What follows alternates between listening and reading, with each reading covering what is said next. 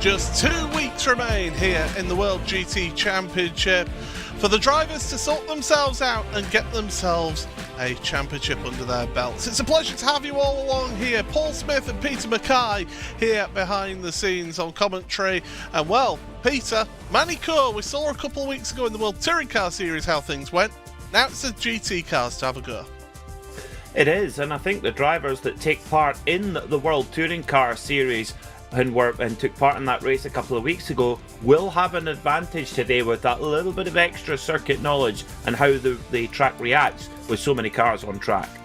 So there you see the schedule. We started all the way at the end of January. We've just got this round and then Hockenheim for 3 sprint races in a week's time to decide who is going to be the champion in various different championships. And speaking of championships, well, let's have a look at those. It is a Pro Drivers Championship is currently led by Leandro Andaruti by just 18 points over Aaron Vasquez, with Alex Davidson a further 10 points back from him in 3rd place. And there's a little bit of a gap back to Lucas Prada and Ross McFarlane, Christoph Krekas, Jack Sedgwick, James Armstrong, Fabio Unvedrus and Hunter McDaniel round out the top 10. In Pro-Am, it is James Bume who is leading that one. 119 points is his gap back to Daniel Sedgler. Justin Clarkson's in 3rd place. Tom Brown, he is just 7 points behind Justin Clarson's in 4th, with Ethan Critchley, Tim Perry, Richard Simner, Pete Harrod, Adam Watson and Daniel Handover rounding out the top 10 in Pro-Am. In your AM Championship, it has very much been an Andy Archer Championship, but Jack Osborne, Masha Sakovic are trying their best to keep within touch, but 197 and 200 points behind is becoming more and more of a tall order. Sarah Raab in 4th ahead of Sophia Ridpath, with Adam Hedgecock, Paddy Faulkner, Ben Gregory, Jonathan Walker and Lars van Rijn rounding up the top 10. In your Pro Teams Championship, it is Pure Sims Esports that have a healthy lead over the Brabham Esports team. 578 points they're currently clear. German Sim Racing.de by ACV are in 3rd ahead of Brabham Esports Hissing Sid. Altus Esports in 5th with German Sim Racing.de in 6th. Altitude Esports, Pure Sim Sim Lab, Altitude Esports White and Beehive Racing rounding out the top 10. And then in your AM Teams Championship, it is Fat Atom Racing that only has a 121 point lead at the moment over Platinum Racing Team, with Altitude Esports Blue just 204 points behind the leaders right now. DCW Racing ahead of Team Mad, with Penguin RC Simulation in 6th, INX 7th ahead of Boosted, 3M UK and Century Sim Racing. So, we are in France, we are at Magny-Cours at a, what some Formula 1 drivers used to call a flat and featureless track, but it certainly does produce a challenge out there, Peter. I think it does, yeah, but Formula 1 drivers are well known for their moaning skills as well as their driving skills, so yeah, I wouldn't listen to what they say. I think it's got a fantastic rhythm to it, and actually a lot of the, looking in the virtual paddock, a lot of the drivers actually really enjoying getting to grips with the circuit. I wouldn't say it's unanimous, but yeah, it's going to be interesting to see how they get on tonight. Aaron Vasquez 2nd in the championship on pole at the moment, ahead of Lucas Prada, as Cedric comes over the line to qualify 3rd. Daniel Handover 4th overall. What a performance there in the Pro-Am class. Yeah, that is absolutely sensational qualifying from Handover. We've seen some really good qualifying from some of your Pro-Ams out there in the last few weeks, and Handover now the latest one to do such a qualifying. Yeah, and Daniel came into the championship about halfway through the season as well with the Brabham Hissing Sid team. Great to have him on board, and watch out if he joins us next season. Watch out for a championship tilt in the Pro-Am class, because he is quick. I have a funny feeling that he might end up being in the Pro class if he comes back next season. I really do. He certainly is a really, really rapid driver, and Brabham Esports, Hissing Sid, have got a really good driver there. Your top AM, by the way, is going to be, I believe, Jack Osborne in 17th place. So the AMs as well.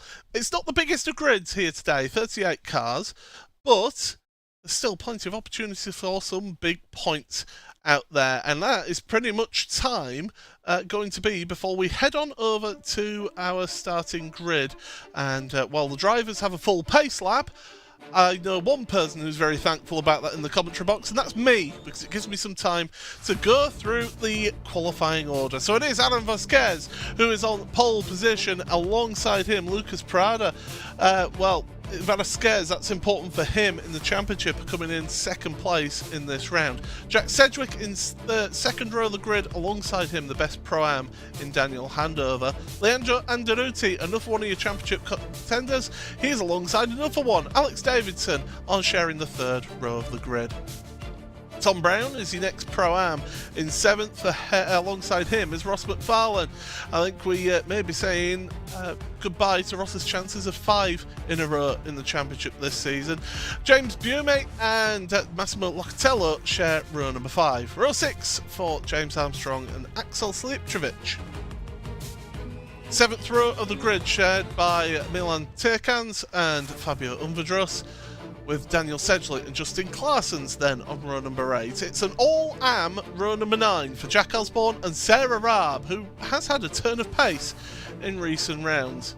Tim Perry and Severe Ridpath then share row number 10, with Andy Archer and Richard Simner on row number 11. The 12th row of the grid, Adam Watson and Pete Harrod.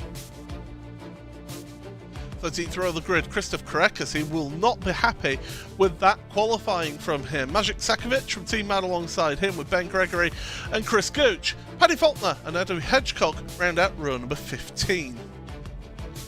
The 16th row of the grid is Daniel Nolt and Brian Sohn, with Mark Woodhouse and Jensen Adriansons alongside him. Hunter McDaniel not able to get a representative lap time in. He's the last one to set any lap times. And the final few positions, Ethan Critchley, and then it'll be Ben Palmer and Daria Adriansons rounding out your 38 car grid. Well, the drivers are getting away on their warm-up lap, and speaking of warming up, the temperatures here, it's just gone 4 minutes past 11 in the morning in session. Track temperature 30 degrees for a 40-minute race with a mandatory pit stop here, Peter. They'll start feeling the effects of that on the tyres, especially through these long sweeping corners. Yeah, there is quite a few parts to the circuit where that's the case, particularly Estoril corner, which is classified as turn 2 and 3. It's just one big, long, endless right-hander. That's really going to put the left-hand side of the tyre under a lot of pressure. Then you look at around the 180 degree as well. Potentially Chateau d'Eau as well, kind of hard on the brakes and turning the car around there as well. But particularly Estoril is where those tyre temperatures are really going to spike. They certainly are. That front left will take a heck of a beating here at this venue. But Adam Vasquez, pole position, how important is that for him to be the leading driver of that trio going for the Pro Championship here?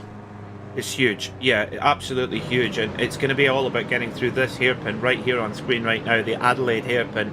Get through there clean, be able to hit your braking point on lap 1 in there without anyone clipping you from behind, and then get settled into a rhythm. We've seen Aaron Vasquez have some imperious pace throughout the season at many points, so let's see how it's going to go as well. But Lucas Prada in the Pure Sims Mercedes, he just seems to get faster every weekend as well. It's brilliant how sharp the field is at the front here in the World GT Championship. Yeah, the competitiveness just keeps on ratcheting up race after race. If you are new to the World GT Championship, well, where on earth have you been? We've had some entertaining races. Tonight, it's all about a feature round of the championship, which means 2 40-minute races. Both races have a mandatory pit stop involved in them, and the grid for the second race is decided by a grid inversion wheel spin. So we bring up the spinning wheel up on screen, and that decides what position will be inverted for the second race of the evening. And if we are fortunate, we could end up seeing a full inverted grid, which is quite something, I can tell you, from previous rounds of this championship. But we've got some big names at the front. We've also got some names at the front that could really mess up the apple cart as well with your Pro-Ams of Handover and Brown, the two Brabham Esports Hissing Sid drivers.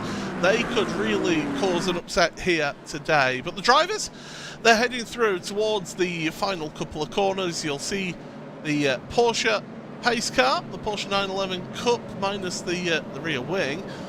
That will turn off into pit road, and then we're all on Adam Vasquez to get us through the final chicane, get the launch. The green flag will be coming out, and it's such a tight start to this race. You get some real checking up, and already there's one car having issues. It was one of the Brabham Esports cars, and towards the rear, he's getting himself back up and running. But we're green flag racing here in the World GT Championship, round number 11 at Magny-Cours, through this long, sweeping right-hander. Down the back straight, you pick up the speed all the way down this straight, and then it's hard onto the brakes for the Adelaide hairpin, and already Vasquez looking to try and get a gap over Lucas Prada. He's almost a second ahead here, Peter, in the early going.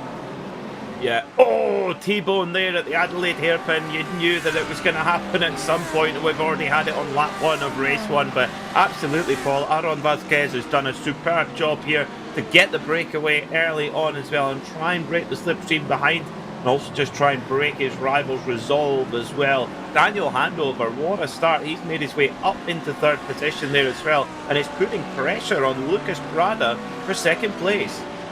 Yeah, this is sensational. Tom Brown as well. Oh, it's a slow-down penalty for Alex Davidson. Slow-down penalty. So this is going to be one of the things that the drivers are going to have to be careful about, because it's so easy to cut across these chicanes, the Nürburgring chicane and the Imola chicane as well. That can really catch some people out here in this race today. So we've got to keep an eye on track limits. I know it's everybody's favourite subject is track limits, but we're going to have to keep an eye on that for these drivers. Battling further down in the field, Christoph Krekas, after he'll admit a poor qualifying, gets himself ahead of Adam Watson. Locatello's dropping down. He's got a slow down penalty probably from that last corner, the last chicane. I think this could have a huge bearing on some of the results, especially affecting more in the early going here, Peter, doesn't it? Absolutely, yeah. It's handed out if the iRacing system deems that you've broken track limits by enough to gain a significant advantage, and it basically tells you to slow down immediately and give time back, depending on the severity of the breach of track limits. And like you say, Paul, if it's done early on, particularly in lap 1, you're going to lose more places than if it were, say, later in the race. So yeah, it's a very punishing thing if you get it wrong, and that's a disaster for Alex Davidson. That's Milan taken off the road, and does well to hang on to it, it must be said. I would say I think that's about as best as he could do there. Well held in the runoff, and is slotted in very nicely. Here it is then, and it was James Bume who, well, he's got a Pro-Am championship that could potentially lose if he's not careful. So through the chicane, it's just clipping that curb, isn't it, Peter, that pushes Turkans into the side of him. And Maciej Sakovic for Team Mad in that Lamborghini, fighting for the AM championship, don't forget. Something's happened to him, and it's going to be on the corner exit, bang, into the side of somebody, and that's into the wall. That was one of the Fat Atom cars. It really got caught with. Oh, Daniel Handover, huge damage on the front of his car. He was running up in a podium position. So Daniel Handover, let's have a look and see what happened. The damage isn't incurred here yet. Jack Cedric behind in the Ferrari. They head down through towards Chateau d'Eau. And a little bit further on, the complex to Elise, and then up to the final chicane. Oh, just gets pogoed up in the air, and gets hit by his teammate. Oh no! Oh, Tom Brown collects him on the way through, so it's double disaster for Hissing Sid. Oh, and Sarah Raab, after a really good qualifying in AM, she's trying to get out the way of everybody. Fair play for jumping out the way there and making sure you're off track.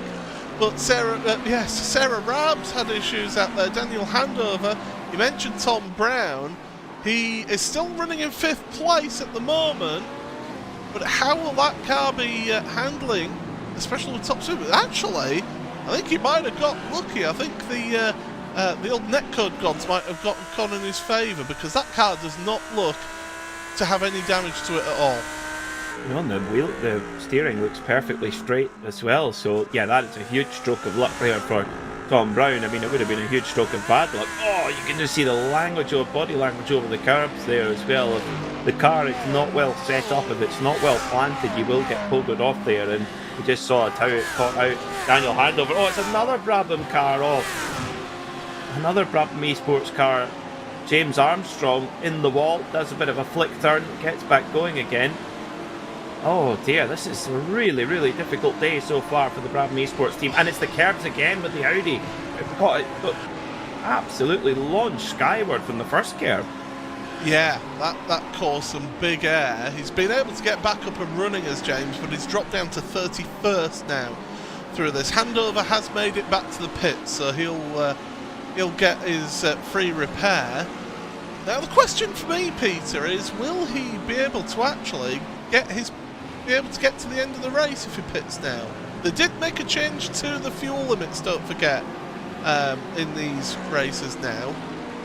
So they did change it down to 45% fuel tank capacity, so it's going to be tight, isn't it?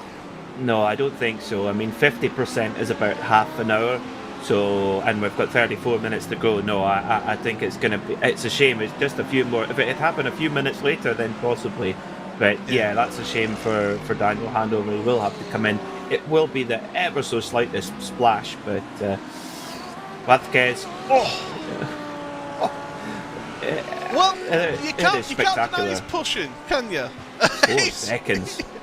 He's 4.2 seconds clear of Lucas Prada.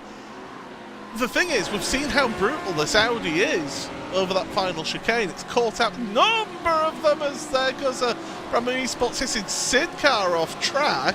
I think that's Taycan's, isn't it? Yeah, behind Sophia Ridpath is Taycan's there.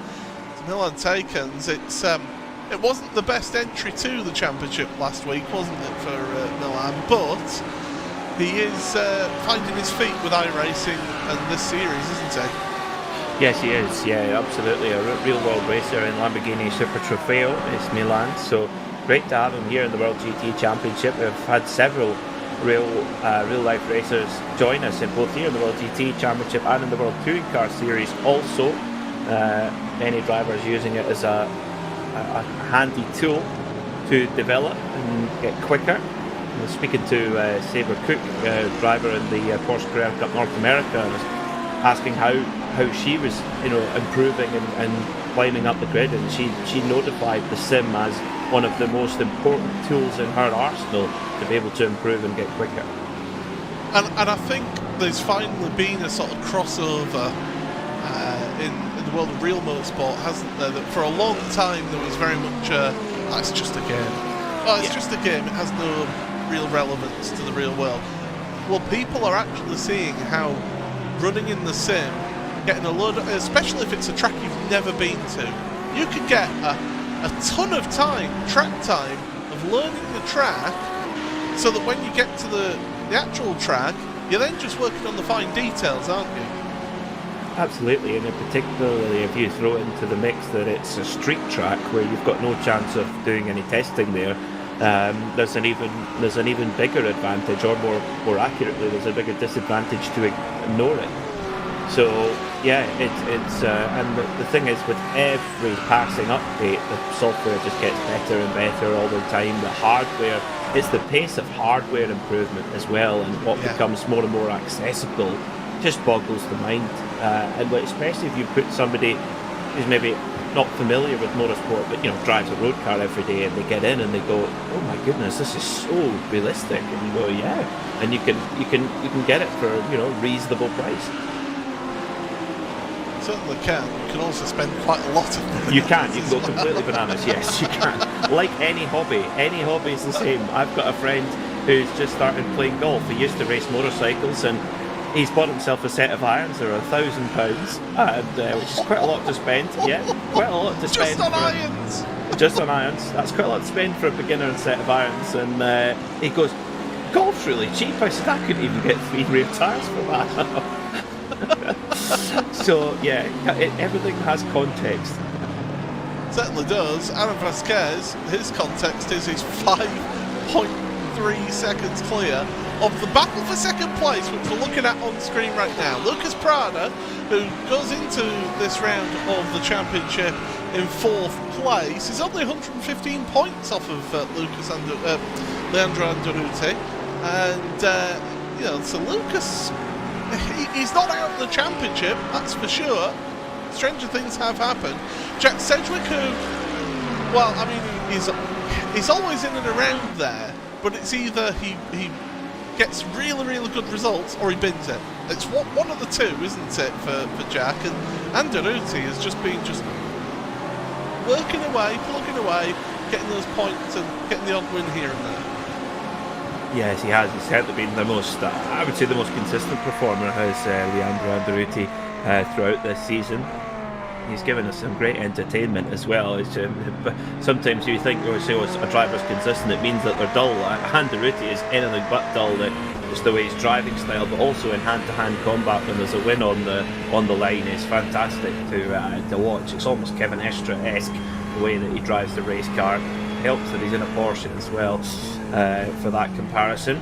But Cedric, I don't even know if I want to look at the figures, Paul, but I think if we look at the second half of the season, Cedric, and if you started the championship halfway through, Cedric would be in the fight because his second half has been much better than his first half of the season. Yeah, certainly. Now, whether that was partially helped by a balanced performance adjustment from iRacing, because we got the mid-season update from iRacing halfway through the season in this championship as well, to a degree. That's true, but McFarlane and Davidson have been in Ferraris as well, it must be said. So I take the point, but I think Davidson's he's right there in the fight. He's been in a Ferrari all season, so yeah, it's. But at the moment, the Pure Sims flag is being flown highest by Lucas Prada in the big Mercedes, and the thing is, he's all on his own in the Mercedes. He's the only Alphabet built machine in the whole field. Yeah, we'll look at the top 10. You've got Audi, Mercedes, Ferrari, Porsche. That's your top 4. Then you've got Audi, Ferrari, Audi, Lamborghini. So there's a real mix of manufacturers and marques in the top 10 of the field here. So those drivers certainly mixing things up, and it's great to see that you can go so well in different machinery as well. We're looking a little bit further back. This is Sophia Ridpath has got Christoph Krekas behind, who's already gained 10 places in this race after that disastrous qualifying for him. Ethan Critchlett's worth pointing out as well, 16 places gained up into 20th after starting at the back of the grid because he had to sit in the naughty step. So he's been working his way through the field here. And this is the thing with this track. It's a former Grand Prix venue, so it's quite a wide track. There is room out there for people to make moves. Yeah, that's what we like to see as well. A good room for overtaking manoeuvres. A few drivers have taken pit stops so far. Adam Hedgecock has just completed his, so he's gone for a very short first stop and gone for a long second stint. It was a very short first stint and then a very long second stint, which we only do one pit stop here as well. When will the pit window close? It's open now, but when will it close? I would say with about 13 minutes to go, 14 minutes to go, we're going to see the drivers really run into the end of the fuel tank at that point. Certainly are. And it's going to be intriguing to see how the strategy plays out, because we saw how the strategy played out last time at Daytona. It was very much all about fuel save, wasn't it? And being in the right place at the right time. Because Lucas Prada, he led most of that race last time out at Daytona.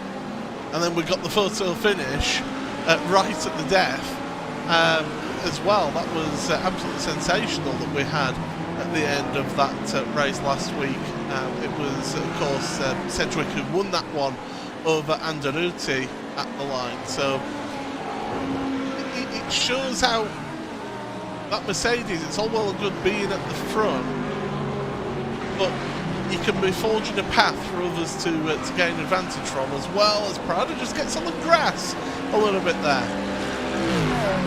To say that despite running a little bit wide there onto the grass, Prada's Mercedes does look really well planted over those curves, whereas the Audis look quite a bit more nervous and on edge. That being said, out front by 6.7 seconds, Aaron Vazquez in an Audi. He is just mastering it right now.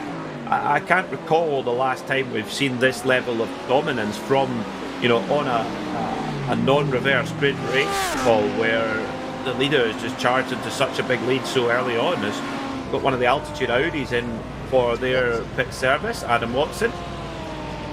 The always entertaining Adam Watson. Yes. Oh, Cedric's got ahead of Prada, and there, Anderuti's chopped the nose off there. Managed to hold on, does Prada, but Cedric has made it through, and it's at the probably on the exit. Gets a better line, better exit for Cedric. Look at that drive off the corner. Yeah, I don't think Prada got the best traction there coming off the curb, and Cedric really got the power down that little bit earlier. Used the turbocharged torque of the Ferrari, and through he goes then. So see what sort of pace Jack Cedric's got underneath that Ferrari 488, but with 7.7 seconds up to the leader, it's going to take a mistake from Vazquez to really bring the win any closer. That Audi really doesn't like that first curve. It looks like it's going to take off, like Mark Webber at Le Mans about 25 years ago in the Mercedes. Oh, Peter, did you really just have to say roughly how long ago that was? I remember it like it was yesterday. Yeah, I remember reading about it in Autosport in my school jotter. Yeah, I was watching that live when that happened. I was too, to be fair. on Eurosport, where the channels are available. As we look through the field on my timing screen, as we've got this battling on screen right now, because Tom Brown is fighting a losing battle here. He's getting ganged up on by the Pure Sims drivers of McFarlane and Davidson. The problem here for Davidson is he can't afford to get involved in somebody else's accident, can he? No, and if I were him, I wouldn't pick a fight with Tom Brown. Tom Brown has proven himself to be very, very firm and fierce in hand-to-hand combat there as well. So Davidson's got to keep. Well, you see there, yeah, Davidson's got to play this one very, very careful as well. Tom Brown battling for position on track, but Davidson, yeah, that's one way of doing it. It's one way of doing it. Go for Mr. Nice Guy. Yeah, that's the, okay, you've had your fun, let me pass now. Yes. I think King Hippo coming through, yeah. What that does do, though, is it brings Tom Brown and James Bume together now. So the two Pro-Ams, 7th and 8th place. Good positions for them at the moment in terms of their Pro-Ams championship. I mean, Tom Brown, coming into this round, he was in 4th place, 165 points off of James. So yes, he's outscoring James. The problem is, he's right behind you. Absolutely, yeah, absolutely. In the AM class, number 33, Sophia Ridpath, excuse me, leading the way at the moment in her BMW, and I think she's second of the BMWs. The leading BMW is Daniel Sedgley, just a couple of spots ahead, but BMW's definitely not been the car to have, but Sophia's been quick all season, just has had no luck at all this season. Yeah, it's been a very mixed bag, hasn't it, for Sophia? 5th place in AM,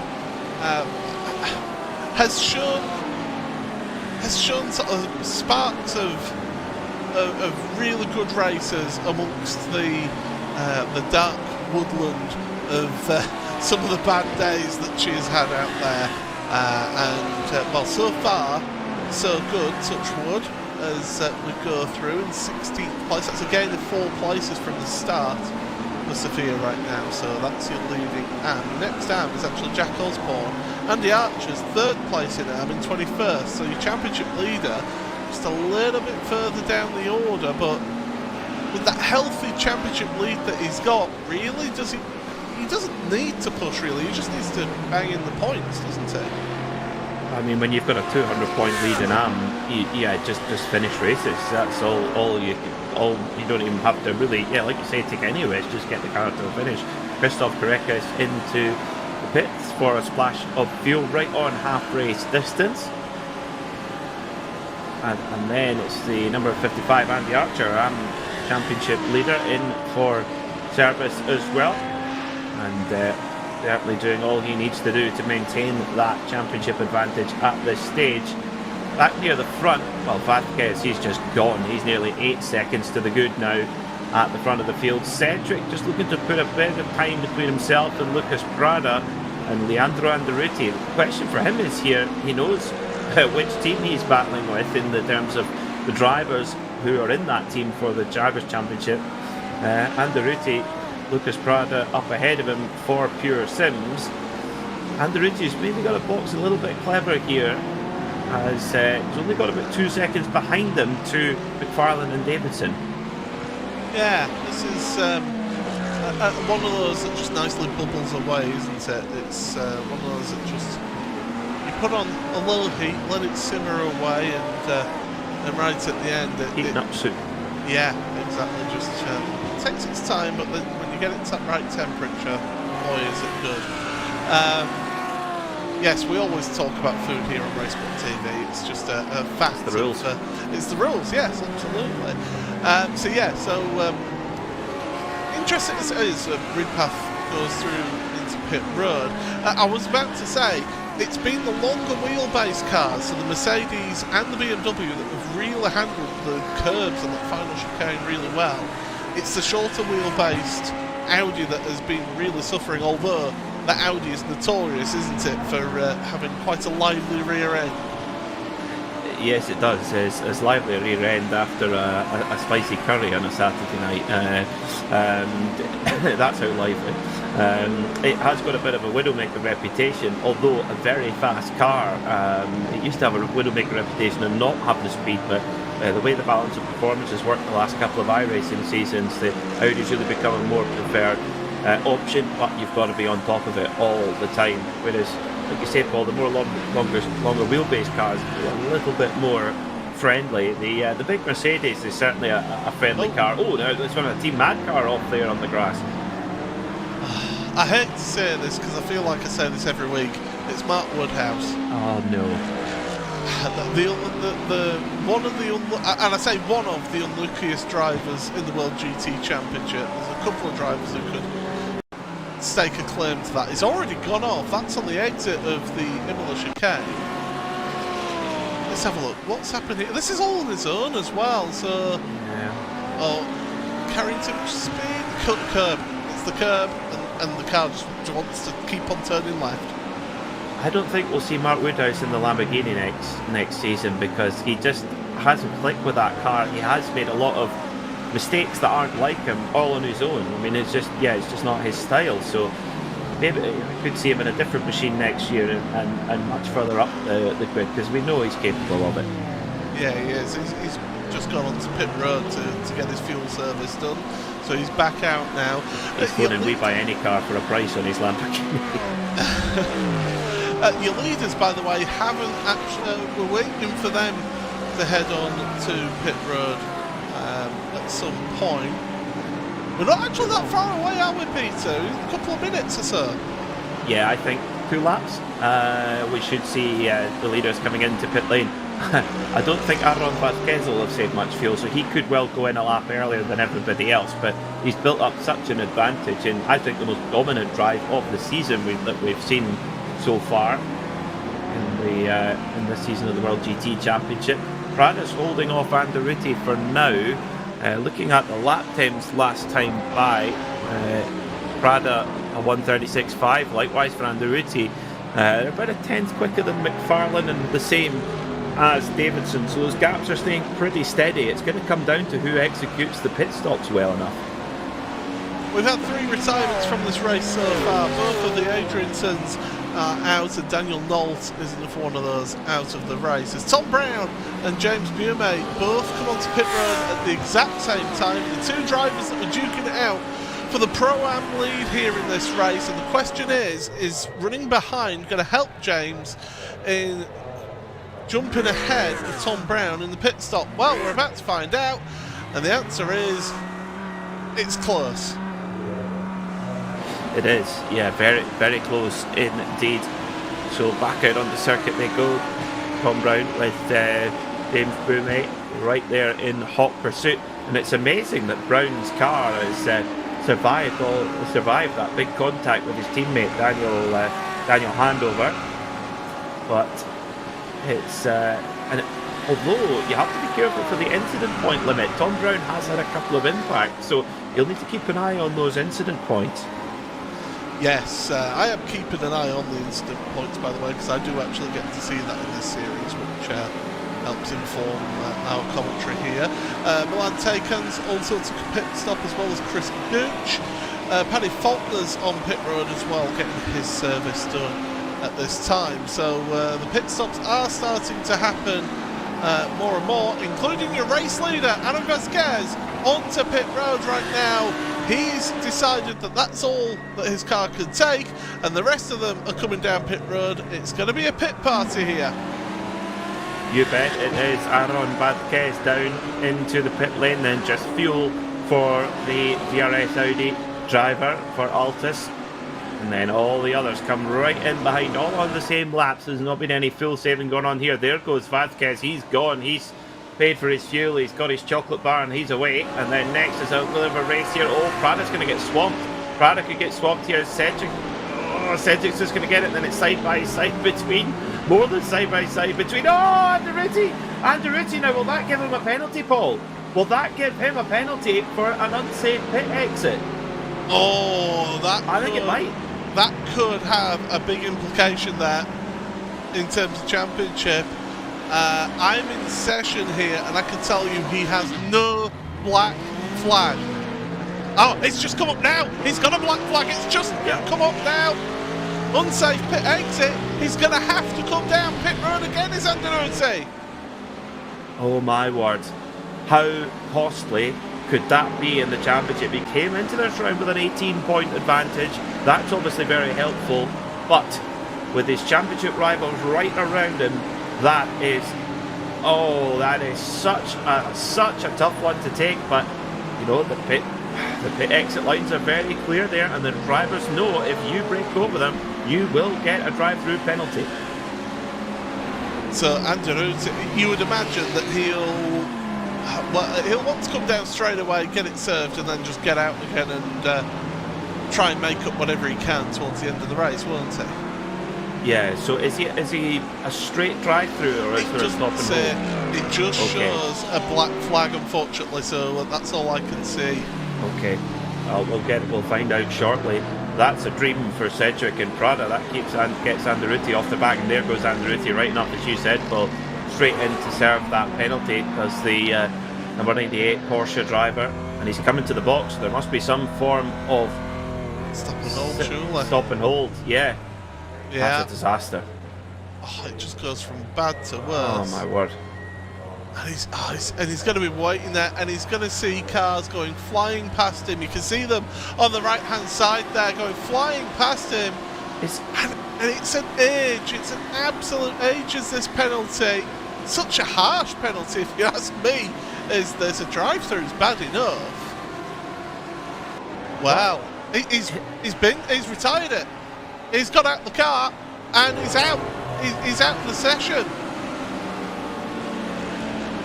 Oh dear. That's a disaster for Leandro Anderucci. And it looked like the car went up on the jacks as well, so it was going to have to wait for new tyres to go on as well. Well, it will be fascinating to see whether Leandro Anderucci returns to compete in race number 2. Well, and here's the thing as well with the reverse grid. If we did, well, I'm just going to double check this, but as far as I'm aware, if there was a full reverse grid, it's only those cars one lap down that can get that. So that could have a huge impact. My goodness. Wow, I was flabbergasted. I did not see that one coming, but that's the unpredictability here in the World GT Championship. And when it comes down to a championship battle, when the pressure really ratchets up, that's when mistakes can creep in. And that was a mistake, there's no other way to put it. Yeah. I think he was just determined to try and stay ahead, wasn't he, of Prada? And sometimes you just got to, just back out of it and just admit that, all right, he's got me there. But it's so hard when you're competing for a championship. Every single tenth of a second matters in something like this. Yeah, it does. It really does. And yeah, he's paid the price heavily there, has Leandro Andaruti. As we go, remember, no drop scores after this. This is the last round to be dropped, and I suspect that will be one. Oh, and remember, he missed Oschersleben as well, did Andaruti. So, yeah, that's interesting stuff. And Tim Perry and Ethan Critchley were giving themselves the old squeezy squeeze around towards the Adelaide hairpin there, and it was Tim Perry who came out better on that one. But Ethan Critchley is on a charge this race, and he's determined to get as many places as possible. 19 places gained for Ethan. Behind him, Hunter McDaniel is a few cars back. He's gained 17 places. So here's... Oh, you don't need to be squeezing each other down the straights, guys. I know you've only got 9 minutes remaining in this race, but the last thing you want is to wipe out both of you. They are playing for keeps here as well. You can really see by the body language of both cars trying to make a way over one another as much as they possibly can. And here comes Critchley, big dive up the inside. That's a proper karting move, that, isn't it, into Complex de Lycée. Who's going to be...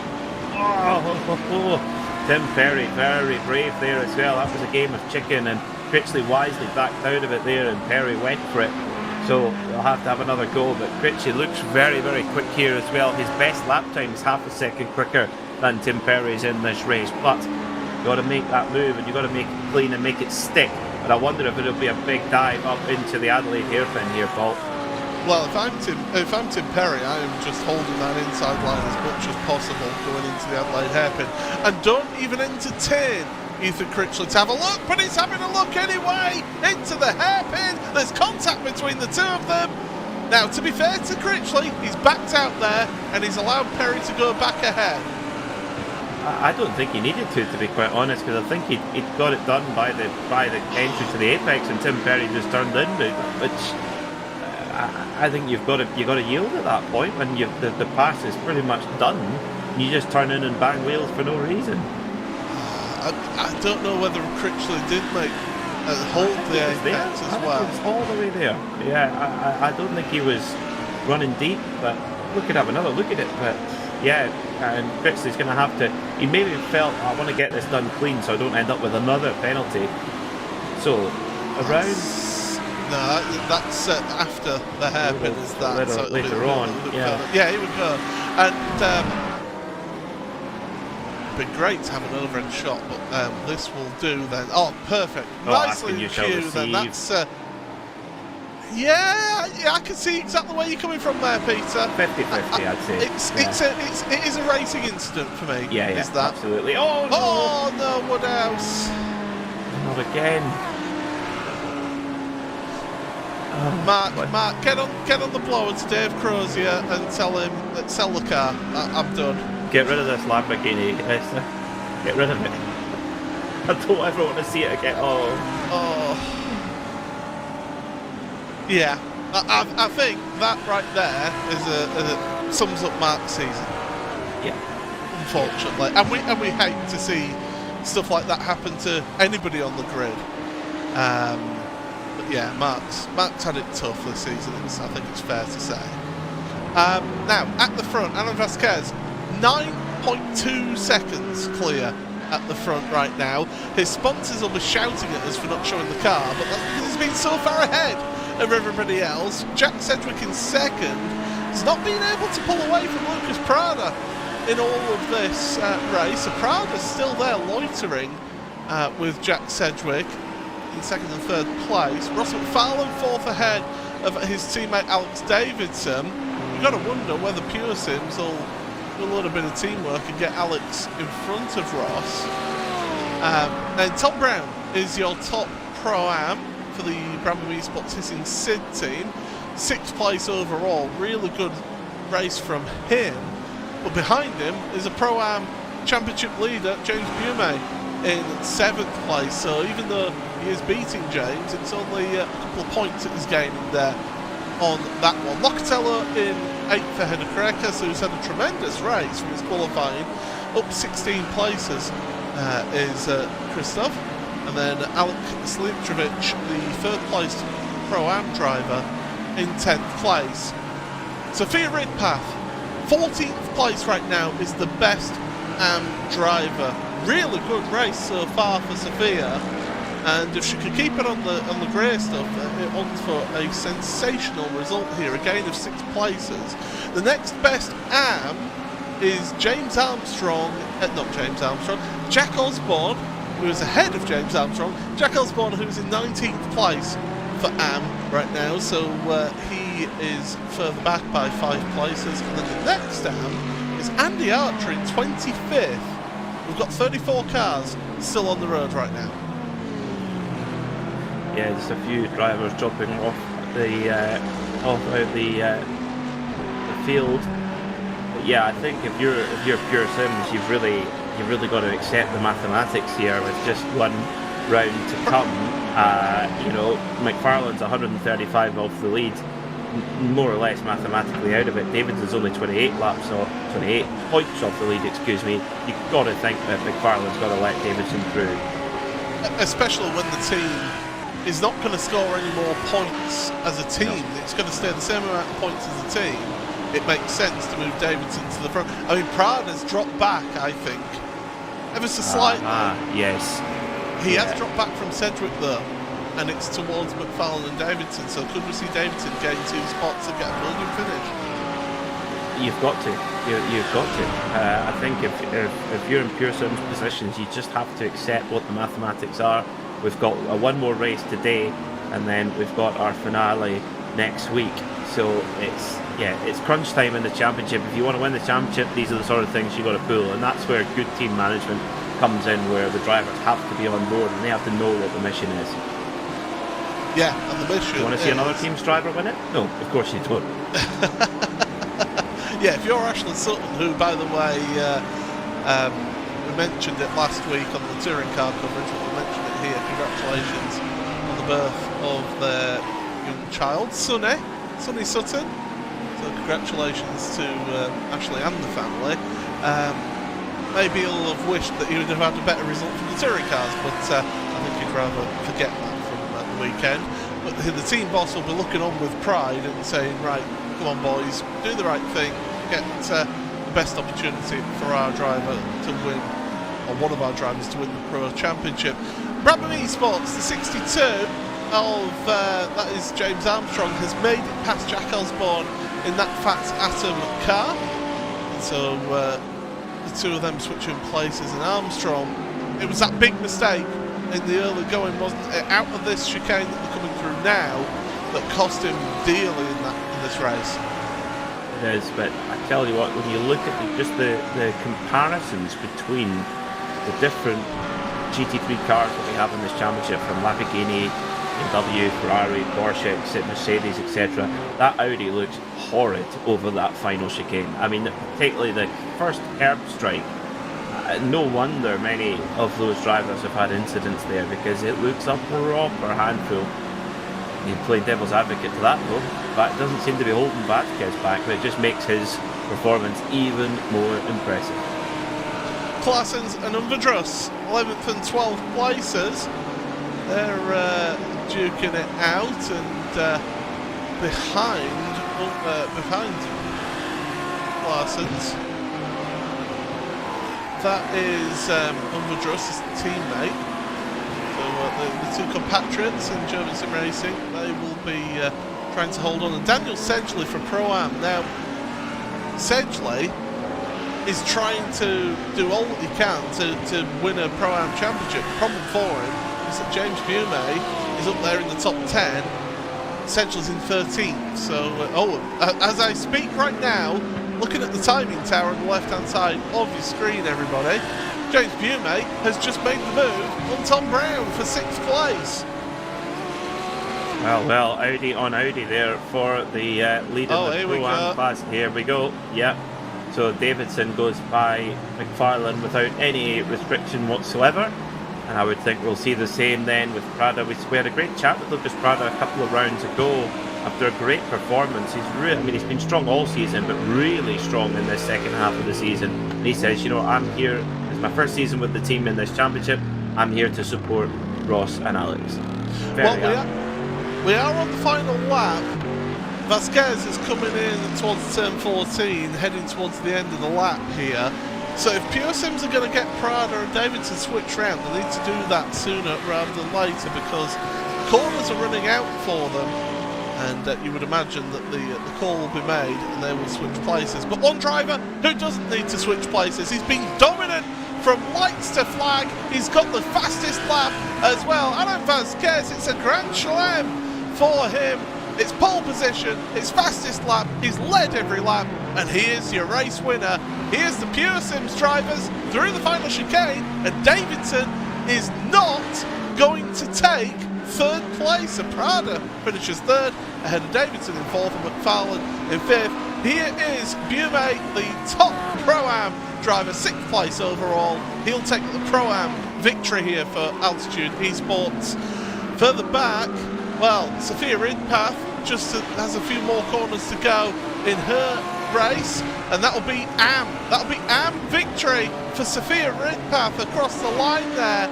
Tremendous result for Sophia. Congratulations to her in getting an Am victory here today.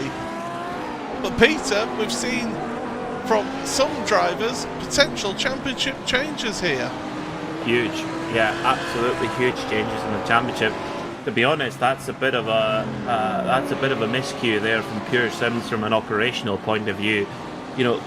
Yes, Lucas Prada is technically, mathematically in with a chance, but realistically not at this stage. Alex Davidson certainly is. That's giving away, albeit just a couple of points. That's just giving a couple of points away that they really didn't need to. They could have easily coordinated that. So yeah, we'll see if that comes back to sting by around this time next week. But Vasquez, certainly the most dominant performance we've seen all season. An absolute masterclass out at the front. Ross McFarlane, I would argue, as well as mathematically in the championship as well. But yeah, realistically, you've got to put your eggs into one basket. And we'll look at how things look at the end of tonight. But what we will do is give you the reverse grid wheel to decide who is going to be on pole position for race number 2. And it's slowing down, and it's not going to be a full, but it is going to be a big one. Oh, it's just... Well, I mean, I would argue that point is more towards 27, but officially it's 23. We're going to have a word with Arjuna for accuracy of his pointer on that. But 23 is going to be the reverse grid, and it's going to be a spectacular reverse grid. Is all I'll say about that. We'll go through the full results right now for you. It is provisionally Aaron Vasquez for Altus Esports, who wins that one by 10.3 seconds over Jack Sedgwick in the next racing car. Lucas Prada leading out the trio of Pure Sims Esports cars in 3rd place ahead of his teammates Davidson and McFarlane. James Bume for Altitude Esports is your top Pro-Am driver, finishing a 2nd ahead of Tom Brown for the Brabham Esports Hissing Sid team. 2nd place in Pro-Am, and that is a good result for him. 7th place overall. Massimo Locatello in 8th ahead of Christoph Krekas. Great drive from Krekas, by the way. 16 places gained. Axel Slipčević for Altitude Esports Blue rounds out your top 10. 3rd place in Pro-Am for Axel.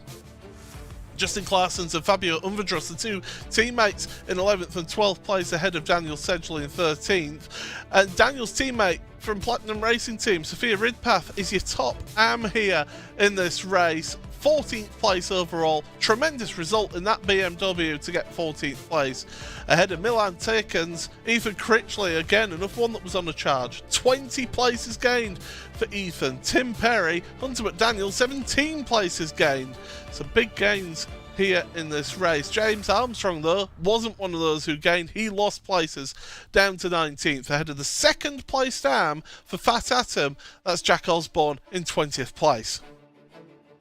21st for Richard Simner ahead of Pete Harrod, and the driver who's going to be on pole position for race number 2, Adam Watson, is 23rd overall, and he will be on pole position for this second race. Ben Palmer is going to be 24th ahead of Ben Gregory, who was the 3rd place in the end for Boosted. So nice to see Ben make it to the end of the race. He's had a poor run of form recently, but gets himself 25th ahead of Andy Archer, Sarah Raab, Magic Sakovic, Chris Gooch and Paddy Faulkner. And the last few on the field. Brian Sohn 1 lap down along with Daniel Handover, Mark Woodhouse.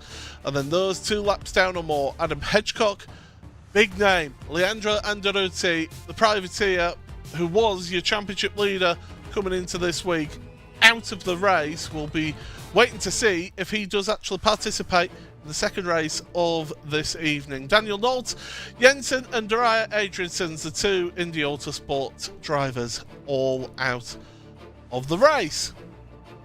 So that is the first race of 2 tonight. Don't forget, stick around because there's going to be a second race coming up for you in about 10 minutes or so. But Peter, I mean, the big talking point, of course, is getting a penalty on pit exit for your championship leader. Well, yeah, noticed there the digital paddock. Leandro Andaruti said it himself, silly mistake. It's as costly as you make it. You know, yes, there's a point here where it's really disappointing. It's a result gone in race 1, but someone of Andaruti's pace and a relatively small field that we've got tonight, I think you're silly if you're not going out there in race 2. I think you're just chucking the championship away if you don't go out in race 2. Because someone at his pace, he could get it into the top 10 without too much fuss, actually, I would argue. So up to him, really, to be quite blunt about it. Yeah, absolutely. I mean, you know, if ever there was an opportunity to get a result out of this one, then well, this is the time to do it, really. Those drivers at the front, though, Ana Vasquez, what a display! He just drove away at the start. It was a second ahead by the Adelaide hairpin on the first lap. We've had a whole season where the leading cars have been so tightly matched in lap time. Today was just like watching 2 different races. Aaron Vasquez was on his own time trial there, and we saw how many drivers had problems with the Audi, how nasty it can be and how twitchy it can be. Didn't seem to bother him at all today at Magny-Cours. This is a circuit that's relatively new to the iRacing platform. Not everyone's got a great amount of race mileage here. Aaron Vasquez has clearly been putting in the practice in the last week or so, and he's really taken advantage from that. If anybody is new to watching this championship, well, it's not the end of the championship if you do miss out on points. You do get 2 drop scores throughout the championship season, so this is the final round that you can actually use drop scores. The final round next week at Hockenheim, that is really going to be where we get to decide the championship, because you do not take a drop score in that final week. Every point matters in that final round. But do stick around with us, because in just about 8 minutes or so, we're going to be getting the second race of the evening underway here. So stick around, we'll be right back after these.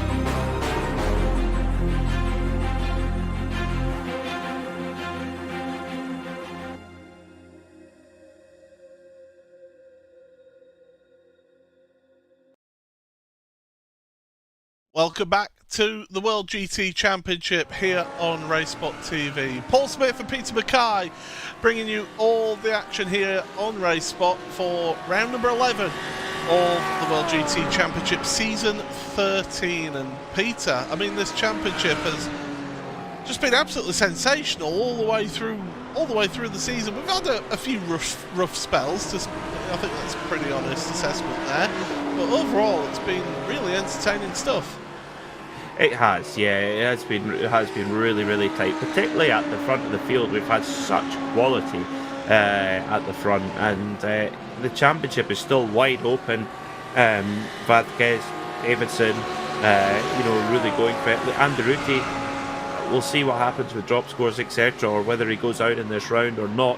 Very interesting to see that, but yeah, whatever happens, it's been so tight from the green flag back at round 1 all the way through, and 3 sprint races next week at Hockenheim. That's bound to shuffle the pack again. Certainly could, and if there is an incident, a big incident at Hockenheim that involves championship protagonists, well, we've seen stranger things happen. We've seen championships decided on the very, very last lap. So never say never. This season is not over, and it's so tight at the front of the championship coming into this week. It's going to be a really, really intriguing final week you will not want to miss, and it will be broadcast here on RaceSpotTV, so do join us for that next week. But I want to touch on it. Sophia Ridpath, great drive to finish 14th overall in that last race. That puts you in a good spot for this grid for the second race as well. It does, yeah, it does put her in a really good spot as well. So great opportunity to score another huge chunk of points. She came into this round in 5th place, but only, we're seeing Andy Archer nearly 200 points ahead. Sophia Ridpath is 256 points behind, which got 3 drivers up ahead of her, all quite close in the points. So the battle all the way from kind of 2nd through to 6th, 7th in AM is really, really tight as well. So this is a huge night for Sophia. Certainly is, and I think that's been a very sort of telling tale of the AM Championship, hasn't it? That each week it seems to be another person who tries to take the action and the points away from Andy, but Andy gets solid points and just keeps on extending his lead. It's not been a consistent challenger, has it? No, absolutely, and that's been the secret to Andy's kind of title tilt, hasn't it? Is that he's been the one who's been consistently putting those points on the board, whereas you look at Sophia Ridpath, AM winner in race 1 here. We touched on it, how much bad luck she's had. It's just been impossible to count at times how much bad luck she's had. So with a clean run next season, I tell you what, got the pace to win the championship. Just putting it together over the season is the challenge. Yeah, so we'll look to what happens here, and it was worth pointing out, by the way, Ethan Critchlow did apologise in the virtual paddock after the race to Tim Perry, and he was like, "Oh no, I enjoyed it. It was great fun." So yes, it's good to see there was no hard feelings between the two of them with that contact down at the hairpin at Adelaide. But looking forward to this next race, and it's quite a big verse grid, 23 places. It's one thing to start at the front and drive away at the front. It's another thing to work your way through a pack. Yes, very true. And where do you make those moves as well? That's the question. And Adelaide hairpin, I would say, is one of the main places to go for it on the brakes. And yeah, managing that risk is going to be what it's all about in these early stages for our championship contenders. They cannot afford to throw it off the road or get tangled up in another incident. Yeah, certainly not. So we have got a minute remaining in the practice here before the race, and well, we are a little bit later in the day in this session before the race. It's just after noon in sim time, so the track is going to be a bit hotter for those drivers out there. I don't really think that we saw much in terms of tyre degradation in that first race, did we? They seemed to carry those cars very well. It was mainly the bumps through the chicane. Yeah, the bumps definitely were the biggest thing that the drivers had to contend with. But look at that track temperature now, Paul. 38 degrees Celsius, was 30 when we kicked off race 1. That could make a difference, with that high track temperature, with a little bit of, that's going to reduce the grip. It's going to get, the track's going to overheat and really reduce the amount of grip available. Certainly is. Great to have you all along here today. And Adam Watson had said, I'm on pole. So he's not feeling very confident starting at the front of this field. But in just a few moments, we'll be able to go through that starting grid for you here on RaceSpotTV. It's going to be race number 2 of the evening here in the World GT Championship, round 11 here at Magny-Cours. And it is Adam Watson and Pete Harrod sharing the front row of the grid. It's Audi, McLaren. Then Richard Simner and Jack Osborne on row number 2. James Armstrong and Hunter McDaniel. I think those are two that we're going to have to look out for potential race winners there in the Brabham Esports team.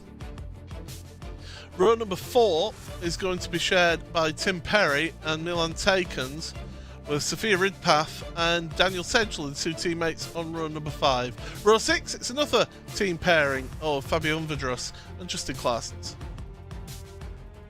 7th row of the grid, Axel Sliptrovic and Christoph Krekas, with Massimo Locatello and Tom Brown on row number 8. Row 9, James Bume and Ross McFarlane. The 10th row of the grid is Alex Davidson and Lucas Prado, the 2 Pure Sims Esports teammates, with Jack Sedgwick and Alan Vasquez on the next row of the grid. Ben Palmer and Ben Gregory then on row number 12.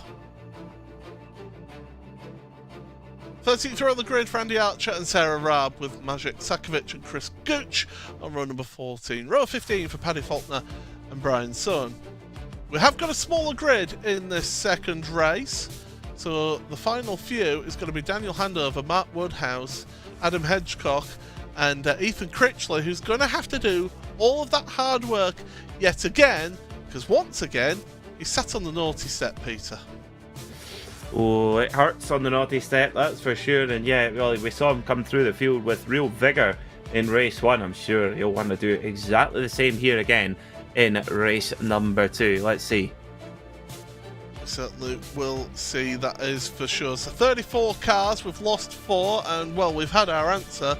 Leandro Andaruti is not taking part in this second race of the evening, and maybe thinking that rather than trying to work his way through the field and potentially end up with a penalty from an incident, thinking, do you know what, I'll take the hit, drop score, no points gained this week, and just go into the final week and try and push on from there.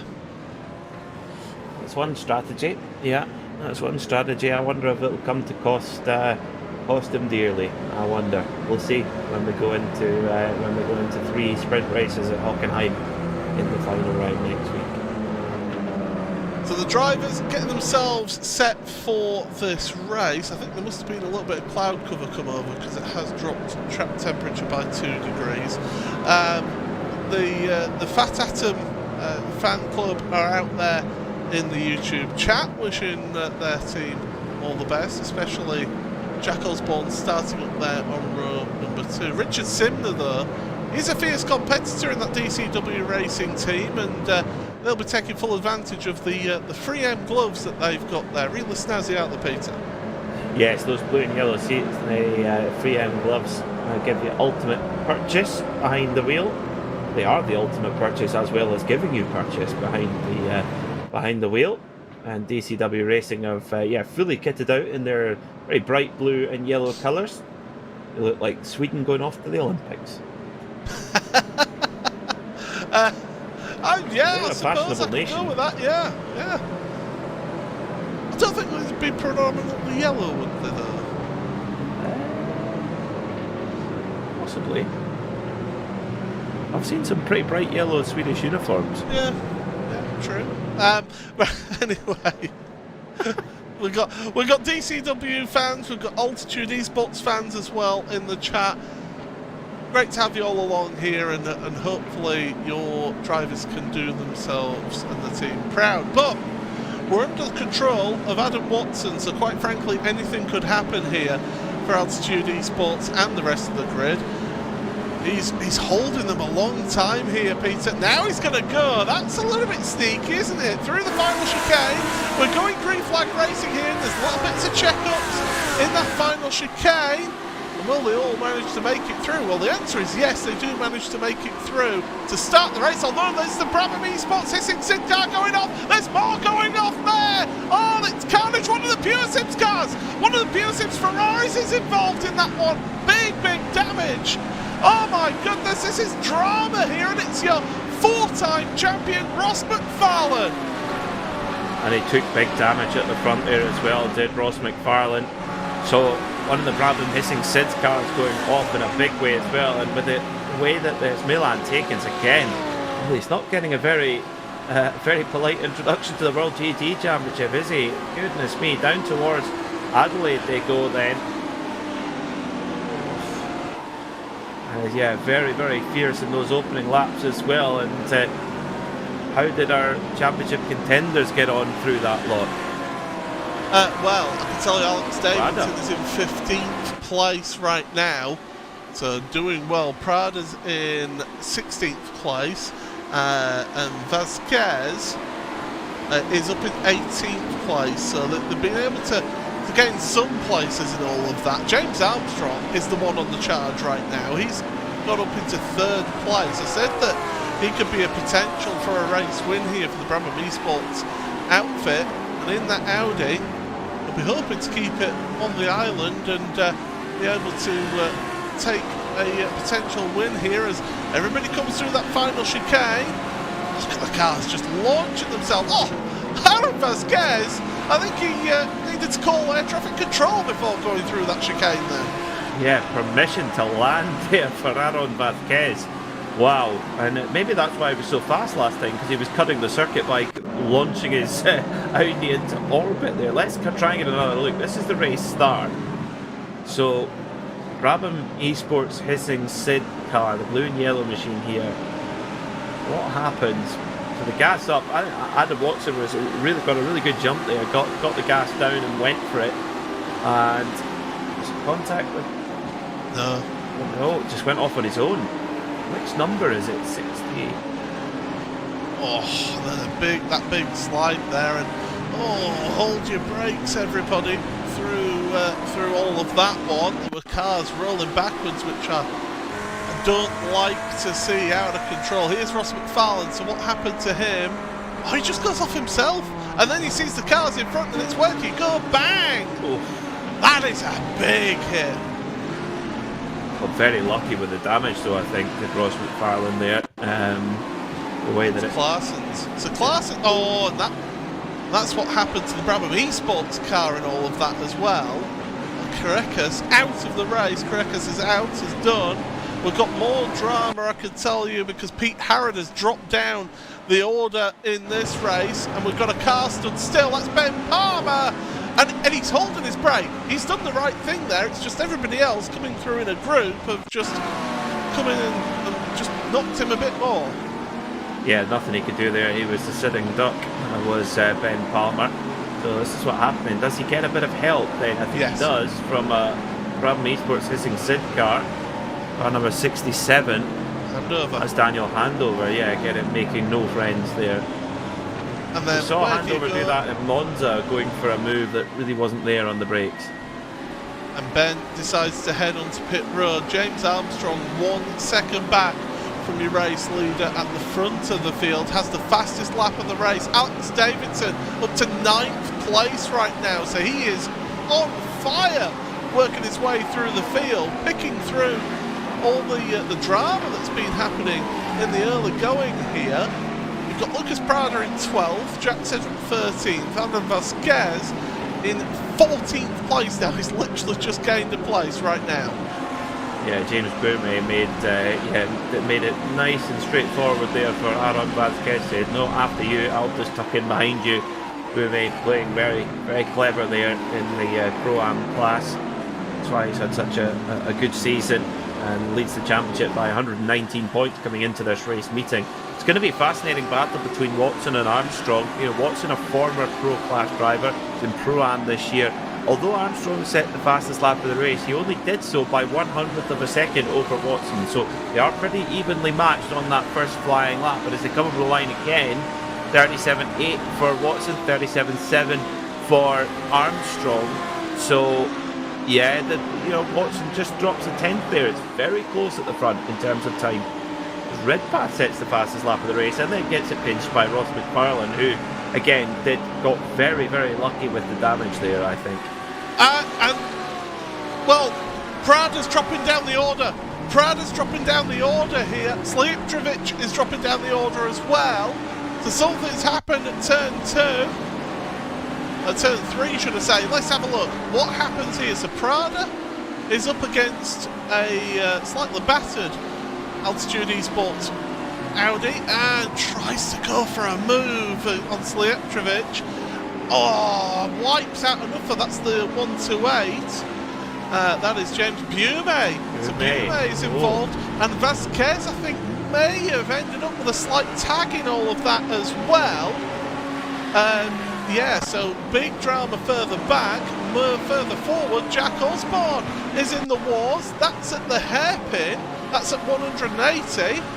And no, it's not a top score for Jack Osborne here. No, definitely not. Definitely not. I think it might well be more like a 9-dart finish here. An early bath. Just gets hard into the back of Richard Simner. And then, they all do well to avoid. Cedric has to get real avoiding action. Vasquez missed it. It did delay him slightly. No. It's another pile-up.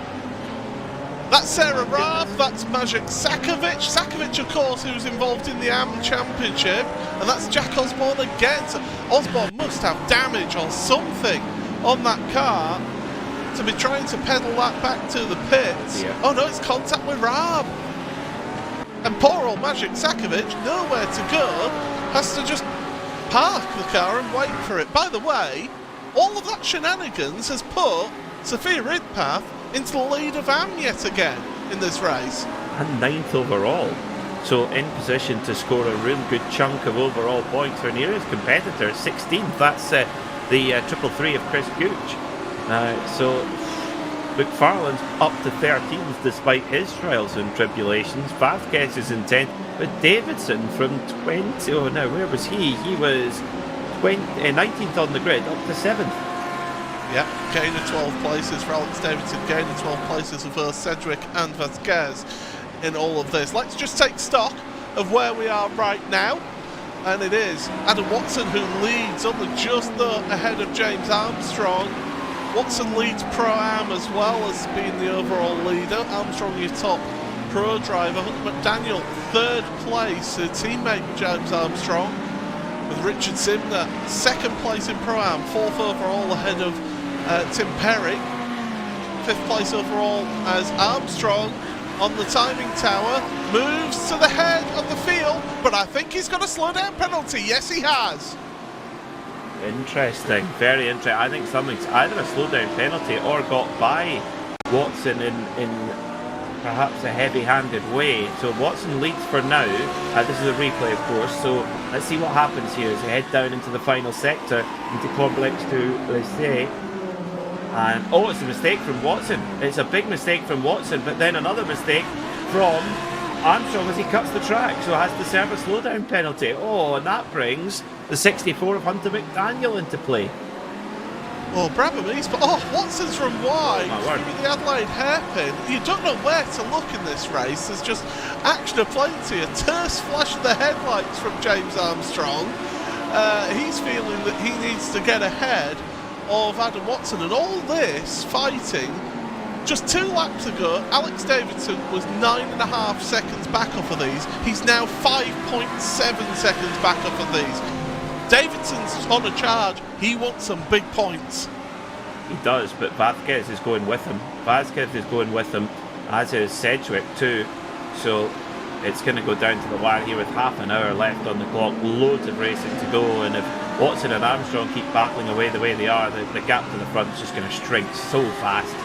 I mean, last time by, Watson a 139.4. Davidson 137.7, so that mistake very costly indeed. But Jack Sedgwick this time. Jack Sedgwick is dropping down the order as Armstrong launches over the chicane.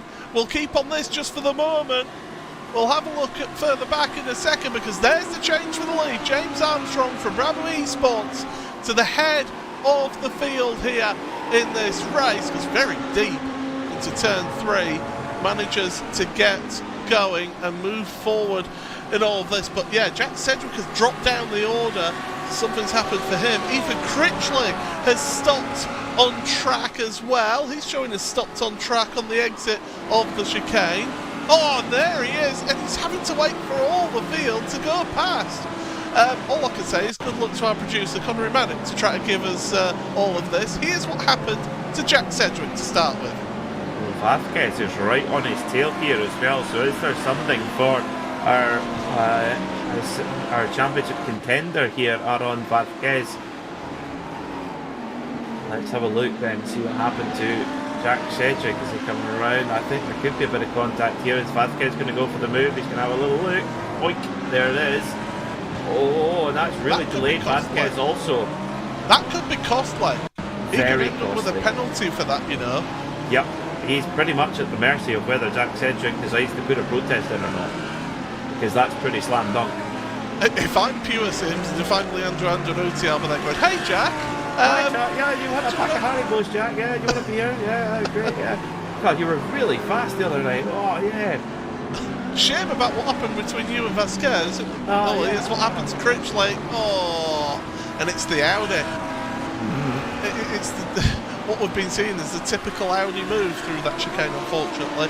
Axel Slepčević has a penalty, has a black flag. That was for pit lane related, so either speeding in the pit lane or an unsafe pit exit. So, right.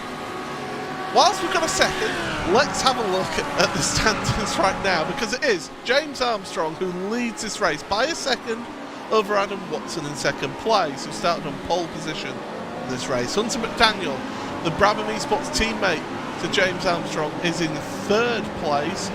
Tim Perry and Richard Simner behind him. Locatello and Davidson, they've been duking it out with Daniel Sedgley through the Adelaide hairpin there. They've both been able to move forward. Aaron Vázquez, who will be having the sword of Damocles hanging over him right now, or the sword of the stewards, should I say, hanging over him right now in 9th place, with Tom Brown 10th overall. Sophia Rinpath still 11th place is your top AM driver in this race, with Ross McFarlane, championship contender, well, I say outsider, should I say, in the championship, in 12th ahead of his teammate Lucas Prada. It's been a case of where do you look, Peter, in this one. It's been absolute shenanigans and chaos out there.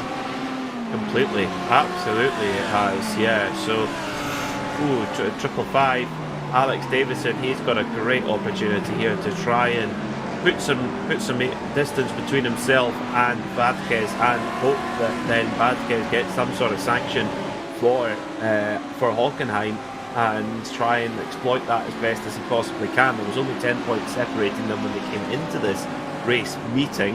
Vasquez got the better in race 1.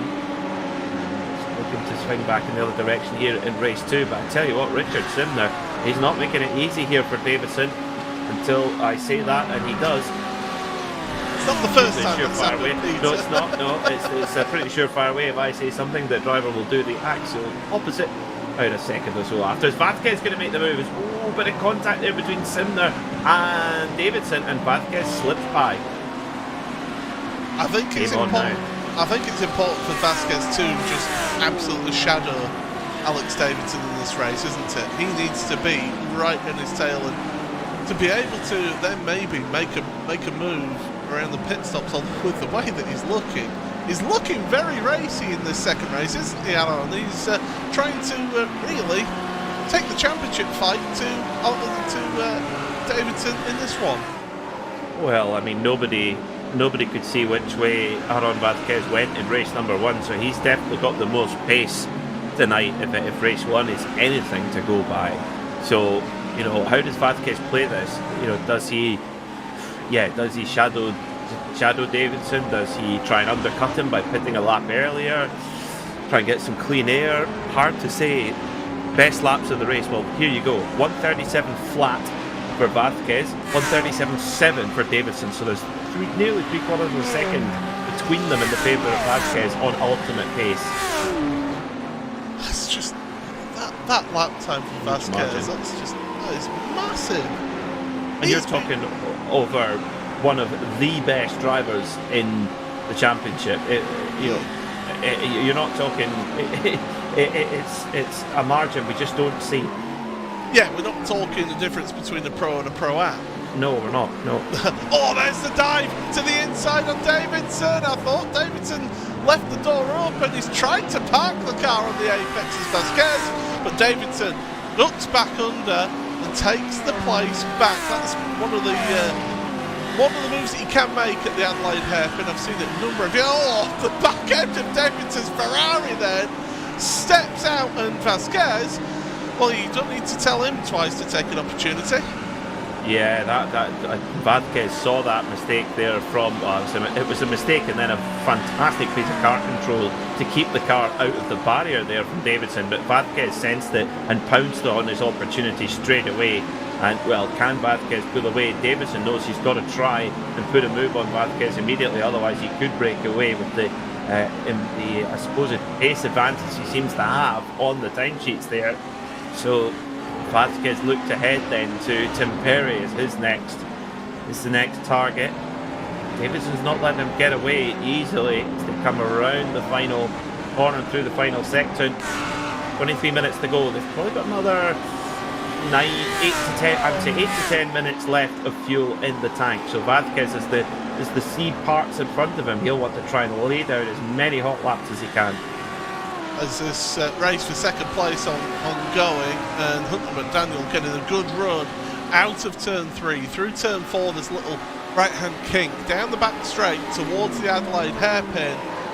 Oh, he's squeezing on corner entry. He's left the car's width, and nicely done. That is a textbook overtake at the Adelaide hairpin, is what you just saw there. And Watson, he realised that I think he was on for a loss there if he didn't cooperate there in that one. And yeah, but Daniel then is making it a Brabham Esports 1-2 in this race with 22.5 minutes remaining.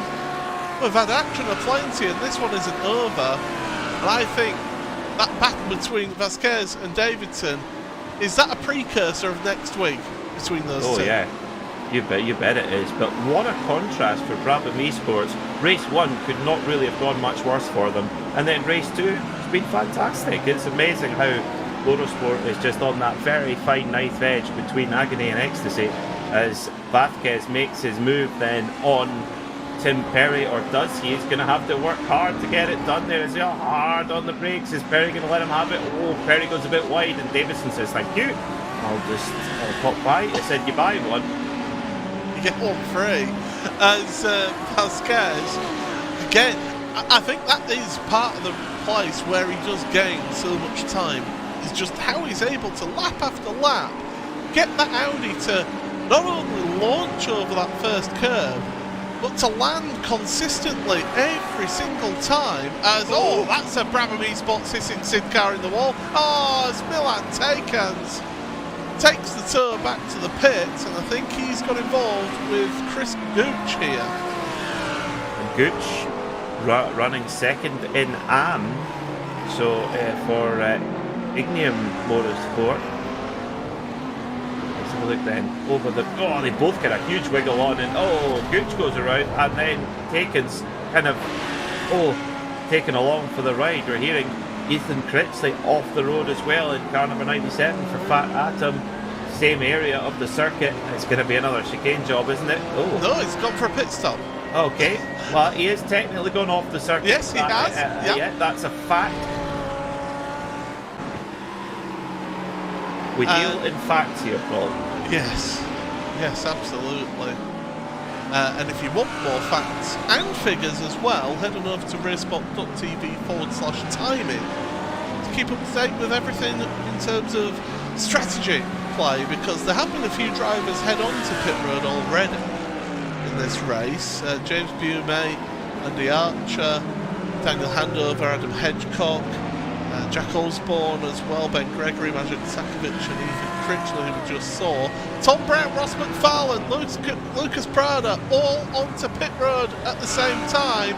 I would imagine that McFarlane and Prada are going to be getting some damage repairs. Oh dear. So Tom Brown right in there amongst the Pure Sims cars. That could be a blessing. That could be a blessing or a curse, really. Either you get freight trained or you go with them, one of the two. One of the benefits of this championship, of course, is that there is a free quick repair. So when you're taking your pit stop, as that track temp, it keeps on creeping up here in this race, but you do get a free repair in this race. Although, looking at the front end of Ross McFarlane's car, I don't know if he's actually taken that in the pit stop. No, that's not stock. That's a slightly deformed 488. I wouldn't get on the forecourt of the what's it, Ferrari Classic or Ferrari Cliente or whatever they call their approved used cars. Definitely wouldn't pass the 132-point check. Do you know what? I've never been to a Ferrari dealership. I used to go past one going to Leeds in Bradford. The Jack Tordoff, so JCT 600. Jack Tordoff, of course, who used to rally a lot back in the 60s and 70s. He ran a car dealership organisation, and he had Ferrari, Porsche, all those big marks in Bradford, in quite a not the most well-off parts of Bradford, as well as Alex Davidson has been on pit road for his service, as Sophia Ridpath is taking tyres. Well, it's interesting if you put just a quick, you might even be able to put one on or two on in that time that the fuel's going in.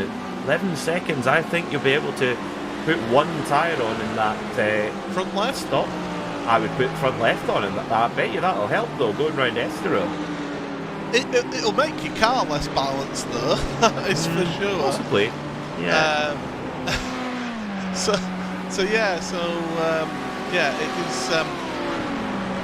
It takes a little bit of getting used to. I've seen the World Championship GT series have a race won by just changing front left.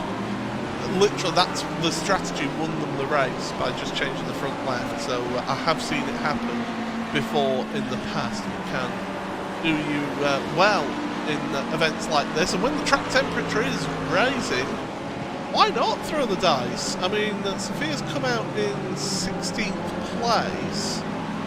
I'm just looking at the other AMs ahead. They've not.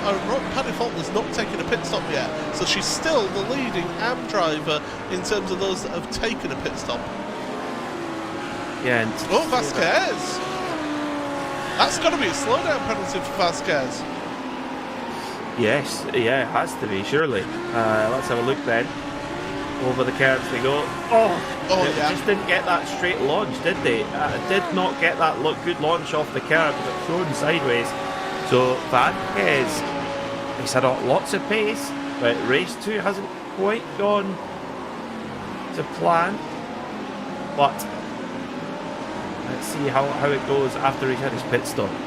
Hunter McDaniel's been catching his teammate, by the way. James Armstrong's at the front, but McDaniel has actually been gaining on his teammate. So Brabham Esports team, they've got a decision to make. James Armstrong, of course, has been previous race winner here in the championship. McDaniel, just off the top of my head, hasn't. And that is purely from the top of my head, by the way. That's I need somebody to check the record books for me. McDaniel, yeah, certainly driving the wheels off that Brabham Audi at the moment. So Vasquez with the fastest lap still with that 1:37.0 he put in earlier on. 15 and a half minutes to go. The pit window will close for now. Everyone from first down to ninth has not yet pitted. So we've had one pit party so far, the Pure Sims pit party. Well, I think it's going to be the pit party led by Brabham. And now there's an altitude car going in for service. That's Adam Watson. He's having a really good run out there, it must be said. Really good stuff. Locatello just for the slowdown penalty. That was in the place to Vasquez, and it's going to be that chicane at the end of the lap once again. We pointed that out in the first race as a key point of this track and of this particular event, and that's caught Locatello out this lap. So the drivers in third and fourth place at the moment, they one lap after the other have made pretty much the same mistake. Interesting how things go. I think Vasquez trying to have as much clear air time as possible. If he can stretch every last litre out of that tank and try and just maximise the time that he's in clean air, that's really going to help his chances of winning this race. And he runs deep, very deep in there though, does Vasquez into 180. So yeah, our tyres starting to cry enough with this very high track temperature. Is that making it really tough on the drivers and their tyres? Well, it's been a race of attrition, has this one, because we've only got 26 cars remaining in this race.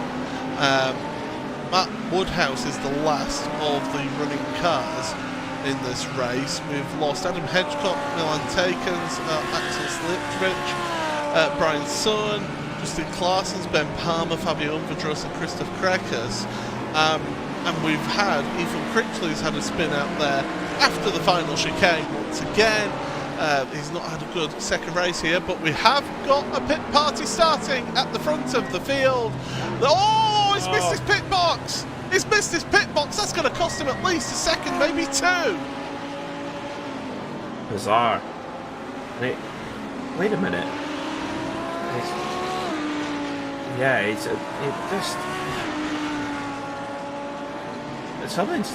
Something strange there for Vasquez. Wow. It's like he's not. It's almost as if it wasn't getting up to full speed there in the pit lane. How strange. We'll have a look at the pit lane time. That's going to tell us how costly it was. Best part of 33 seconds. Yeah, 33 seconds at the pit box. Compare that to Alex Davison, 27.9 with the same pit stop time. I have pertinent information right now. A black flag for Aaron Vasquez. A black flag for Aaron Vasquez. That must be pit exit. Oh my goodness. Or blew the speed limit on the way in. Yeah. Well, on the way out, because if you blew it in the way in, you'd get the penalty on the way in. But on the way out, it must be pit exit. It might be the speed limit line. It might be just crossing a white line somewhere. That'd be harsh if it was that. I think it's the way in, you know. I think it's the way in. No, you'd get the penalty. He would get the penalty in the pit stop if he got it on the yes, of course. I think he's just put a wheel over just about here, there, right on the line there. That's harsh. That's... Oh, and there also. It's the iRacing police. Harsh but fair. Well, a big white line is a big white line. Yes. They don't move. That's the thing. Well, he's staying out there. Brutal. Absolutely brutal. So he's taking the opposite approach to Anderuti from race number 1, which is stay out there. Well, I suppose you can do it one of two ways. Stay out there as long as possible before you have to serve the penalty, to just get the laps in, and then serve the penalty, or you take it straight away and then get the laps in afterwards. Either way, it worked out pretty much the same. Yeah, both aren't great, are they? Well, I mean, there is a third option, not get the penalty in the first place. Yes, exactly so. Yeah. Oh dear. Well, the thing is though, for Aaron Vázquez, depends how long his stop and hold penalty is, but can still score points. And I think at this stage, and I think this is where Leandro Anderuti might be kicking himself not going out in race 2. But even if Vázquez serves his penalty, get back out on circuit and at least bag some sort of points, that could be the difference between winning and losing this championship. It's incredible how this Pro Championship has just swung one way and another here in one round of this championship. It is the last round that you can take a drop score from. We must remind people of that.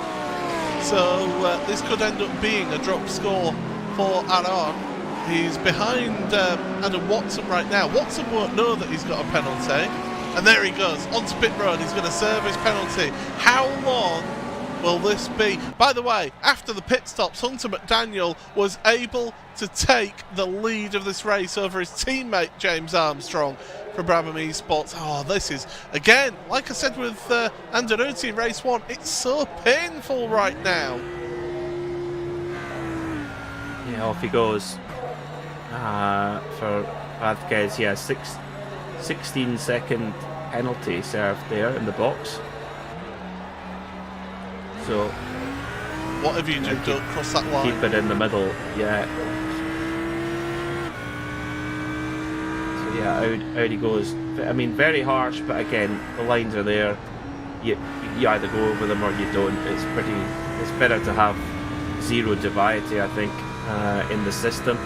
So Aaron Vázquez drops down to 18th overall, and with 9 minutes to go, he's got 6 seconds up to the next driver, which is Andy Archer.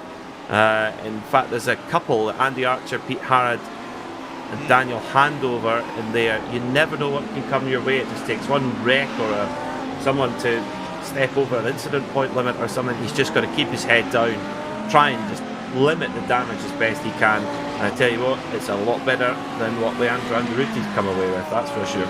Well, yeah, Anderuti's got nil points, exactly. Since we're in France. Yes, absolutely. As Alex Davidson, he's up to 3rd place right now, 4.5 seconds behind your leaders. It'll take a mistake from those leaders, though, as Locatello gets a slow down penalty during the final chicane. Which Davidson will be thankful for, because it gets him up Locatello off of Davidson's back right now. He can just focus forward. 8 minutes remaining. Davidson's fastest lap is only a 10th faster than James Armstrong's and 3/10 faster than Hunter McDaniel's. I think if you're Alex Davidson, podium result after a 4th place in race 1, I would be happy with that, especially with what's happened with his championship contenders. I think he'd be absolutely delirious with that. Hasn't had the pace of Vázquez tonight. I think, that's just a fact when you look at the timesheets, but pace is one thing, getting a race finish is another, and that's something that Alex Davidson's done a great job of tonight, is delivering with no mistakes. And this is a difficult circuit to be able to do that. We've seen both Vázquez and Anderuti make really minor errors with very large consequences. The fact is, Davidson has not made those errors.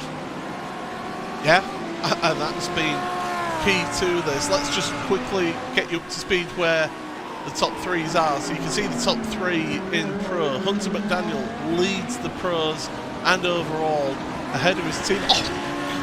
Over his teammate James Armstrong, with Alex Davidson in the background, a shot there in his Ferrari in third place. Your top Pro-Am is Adam Watson, who started this race on pole position.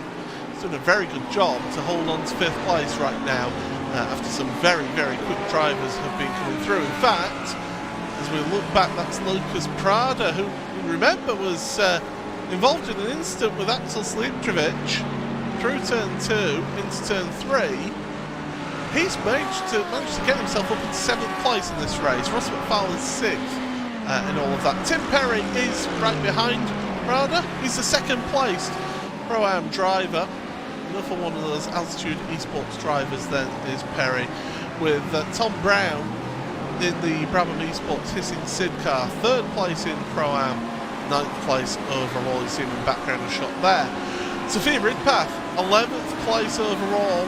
Your best placed AM driver once again was the winning AM driver in race number 1, currently leading that in race number 2. Andy Archer's the next best AM in 17th place overall. Chris Gooch, 3rd place in AM, 19th place overall, looking on for possibly his best result of the season so far for Chris, so he'll be hoping to keep that spot here in this race. But what a dramatic day in terms of the championship this has been for the World GT Championship, and it's not over yet either, Peter. No, it's definitely not. It is definitely not. With 5 minutes to go, it could just be one slowdown penalty, one little error at that horrid final chicane, and it could all flip on its head again. But yeah, as you rightly put it, Paul, the momentum just goes back and forth and back and forth.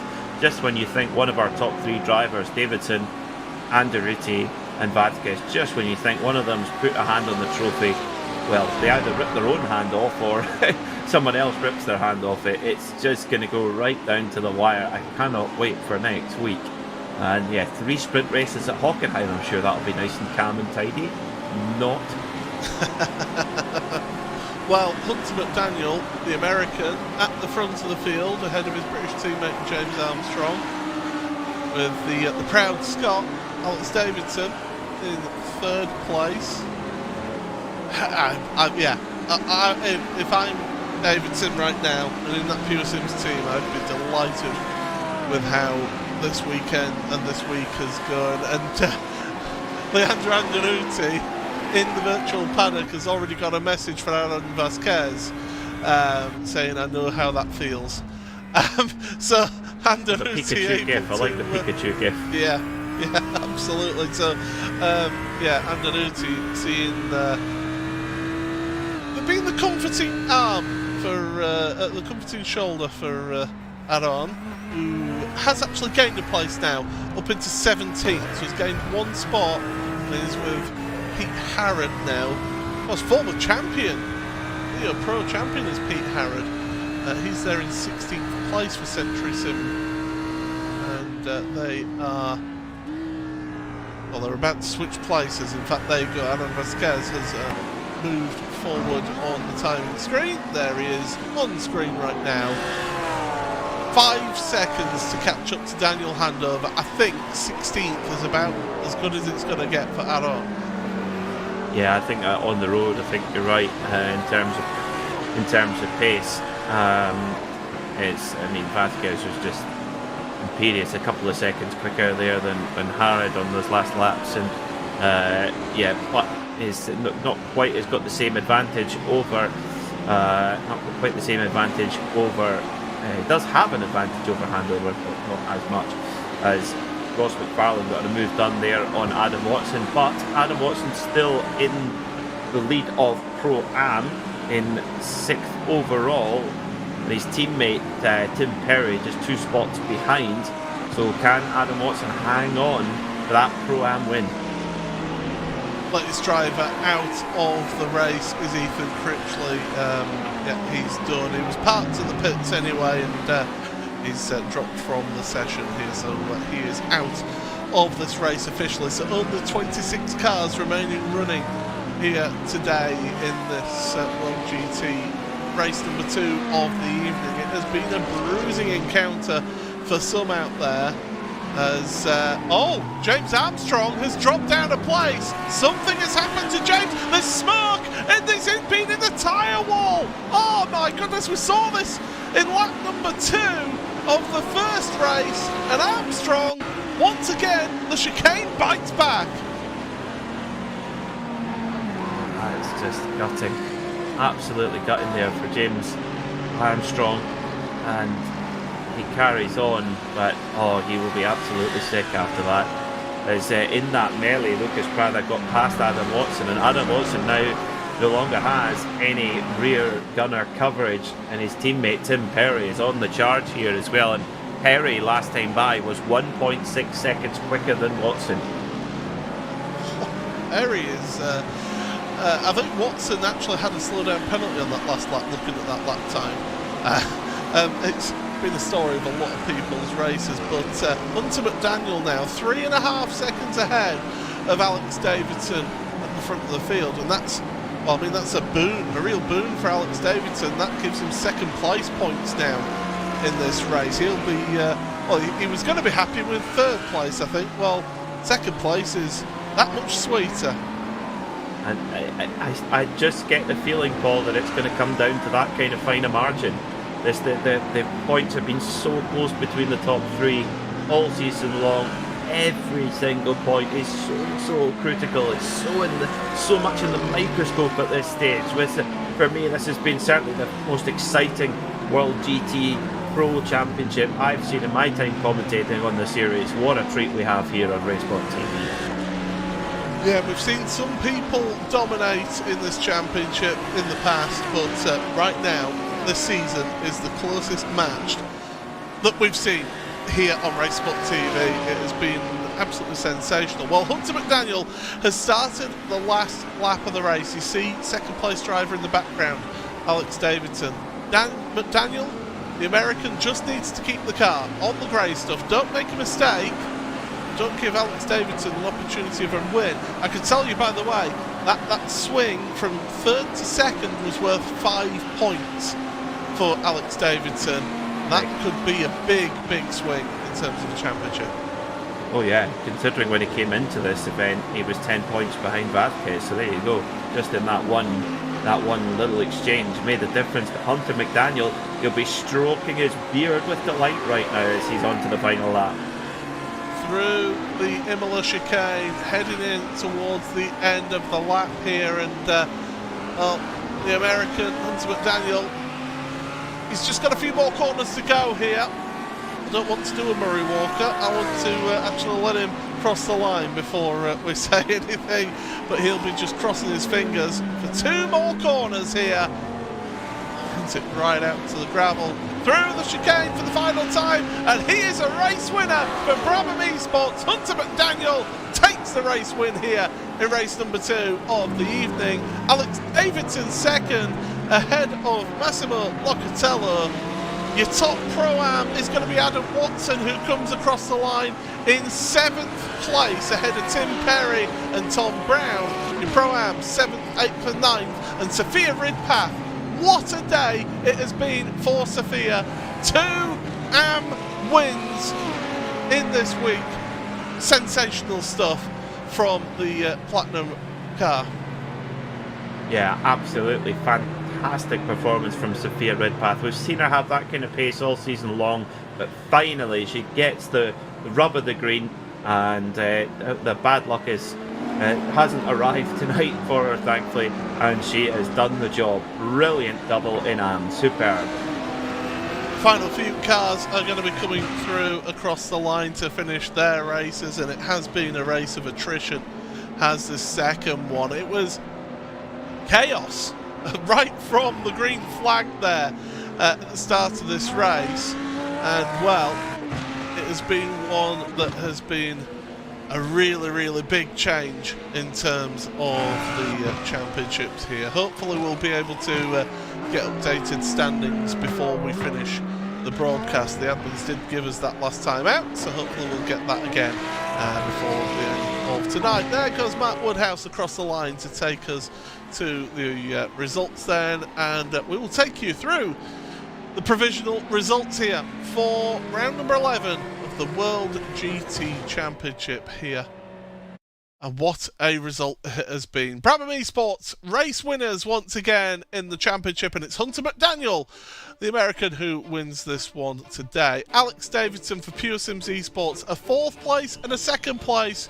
Well, that has gone pretty much as good as it could go for him. Massimo Locatello, we've not really seen him in the podium throughout the season, gets himself a podium in the end here, and 3rd place for the German SimRacing.de by ACV team.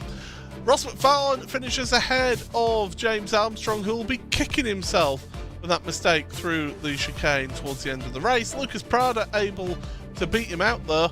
Prada down in 6th place. Your top Pro-Am, Altitude Esports white driver Adam Watson finishes 4/10 of a second ahead of the Altitude Esports blue driver of Tim Perry.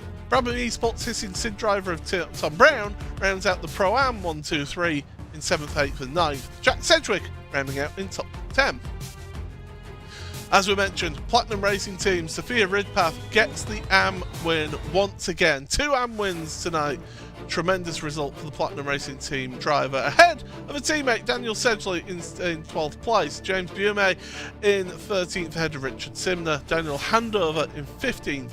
Adam Vasquez, oh, what could have been here today. 16th place for Aaron. Only just finished 8/10 of a second behind Daniel, so had a charge at the end. Pete Harrod in 17th, and then the 2nd place AM down in 18th. Andy Archer for Fat Atom. He'll be happy with that, consolidating points in his AM Championship. Paddy Faulkner rounds out the AM podium for DCW Racing in 19th, with Chris Gooch just missing out on that podium in 20th. 21st for Jack Osborne ahead of Sarah Raab with Maciek Sakovic. Ben Gregory and Matt Woodhouse, the last of the drivers on the lead lap. Adam Hedgecock finishes 1 lap down, and the rest did not finish. Ethan Critchley, Milan Tekans, Axel Slijeptrovic, Brian Sohn, and then some more that did not finish. Justin Clarsons, Ben Palmer, Fabio Unvadrus and Christoph Karakis rounds out the results here. But my goodness, Peter, what a dramatic round of the World GT Championship. We thought it was going to be Alan Vasquez who was going to be coming out on top here after the first race, but my goodness, how one race can change things. Absolutely, and when it comes down to it, under pressure, when it really comes to that critical point, that's when mistakes can creep in. We've seen Vasquez and Durruti and all the drivers be almost perfect all season, and then just these little things creep in when it comes down to crunch time. But 3 sprint races with the potential of how the reverse grids fall, it's going to be so unpredictable when we head to Hockenheim next week. Well, whilst the admins are on the ball trying to get us the points, so they'll let us know when they have been updated. We won't be able to show them on screen, but we will be able to talk you through them. But whilst we're waiting for that, let's speak to a driver who did so well in this round. Is always entertaining, and he is your Pro-Am winner with Peter Mackay. Adam, that is what we're talking about. A Pro-Am win. Well done. How does it feel? It's good to be racing how I should be racing, and it's good to get a win again. It's been an eventful season. Would it be fair to say that? I think that's an understatement. If I did, how much does that play on your mind when you're in a position like that, on pole position, knowing that you've got the speed in the car to do it, but having to deliver under pressure? How did you get on with that?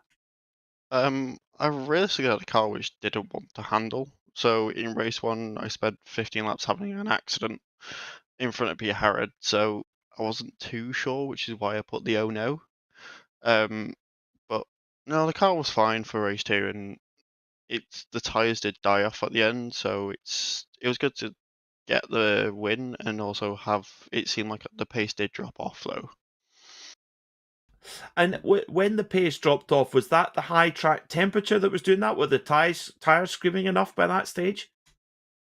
Uh, I think I think I went wrong with the setup. I think I've gone too stiff with the car, so it's not using the tires as it should do. So I think the car was sliding around too much. So the track temp plus the tires haven't helped.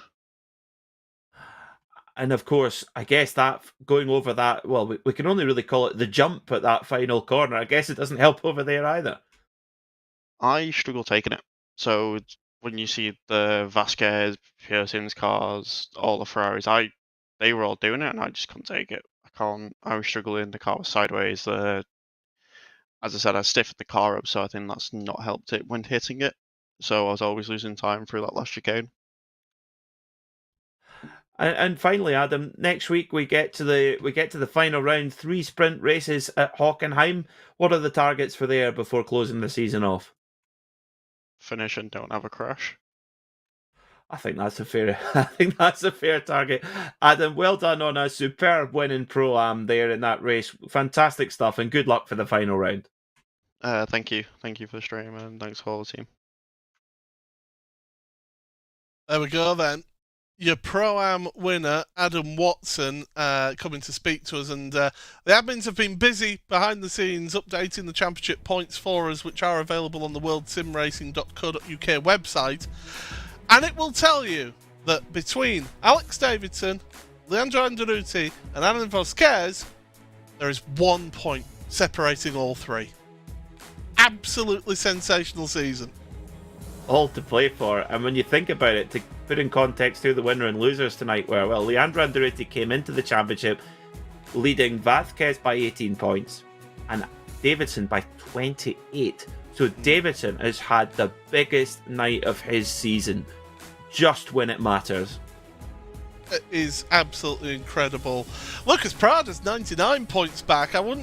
You never say never in this championship. It's 80 points for a win in a sprint round, so all it takes is a couple of DNFs and Lucas Prada's back into that championship hunt. In the Pro-Am, James Bume has a 131 point lead. Andy Archer in Am has a 195 point lead.